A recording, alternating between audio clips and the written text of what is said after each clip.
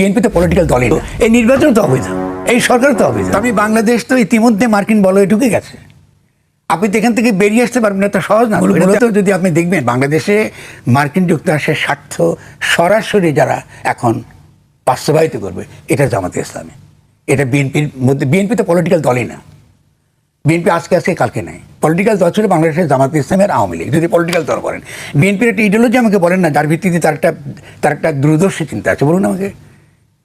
থাকতে তো হবে রাজনীতি, মানে কি আপনার তো আর কিছু হোক না, এটাতে আদর্শ থাকতে হবে। কিন্তু আওয়ামী লীগের যদি আপনি বাংলাদেশের যে বিকাশের তার যে ধারা, বাংলা ভাষা বাংলা সংস্কৃতির ধারা, এই ধারার ক্ষেত্রে তো তার অবদান আছে, আমাদের ফেলে দিতে পারছে না তাকে। লিবারেল ডেমোক্রেসির ক্ষেত্রে তার অবদান আছে। তাহলে আওয়ামী লীগ যে কোনো হিস্টোরিক্যাল অবদান, ঐতিহাসিক যে বিকাশের যে ধাপগুলো আছে, সেই ক্ষেত্রে আপনি আওয়ামী লীগের অবদান আমি দেখতে পাচ্ছি। আপনি আমাকে লিখতে বললে আমি লিখতে পারবো, নিন্দা করতে পারবো, আবার ইতিবাচক দিকে লিখতে পারবো। বিএনপির কন্ট্রিবিউশনটা কি বলেন? বিএনপির আমাদের এই রাজনৈতিক জনগোষ্ঠী হিসেবে বাংলাদেশের গঠনের ক্ষেত্রে তার অবদানটা কি? বিএনপি থাকার সময় কি মাথার মাথা হচ্ছে না? বিএনপি থাকার সময় যে শাহ আলী দরগা, তা আমি দেখতে পাচ্ছি চোখের সামনে, সেখানে আপনার অস্ত্র নিয়ে হামলা হয়েছে। এটা তো বিএনপি তখন ক্ষমতা, এটা কী করে হতে পারে? আপনি তো এগুলোর তো একটা যুক্তি দিতে হবে তো আপনাকে।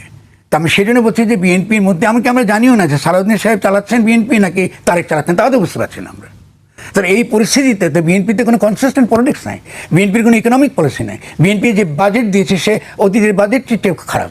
আপনি যে ট্যাক্স দিচ্ছেন, ট্যাক্স বসাচ্ছেন, বাইরে থেকে আপনি ঋণ নিচ্ছেন, তো জনগণ তো আপনি করের বোঝায় তো আপনি মেরে ফেলবেন কদিন পরে। এই যে নিম্নবিত্ত মানুষ বাঁচবে কী করে? কারণ এই যে নির্বাচনটা হলো, এই নির্বাচন তো অবৈধ, এই সরকার তো অবৈধ। এর বৈধতার ভিত্তি কী? লাগবে তো তার বৈধতার ভিত্তি কোথায়?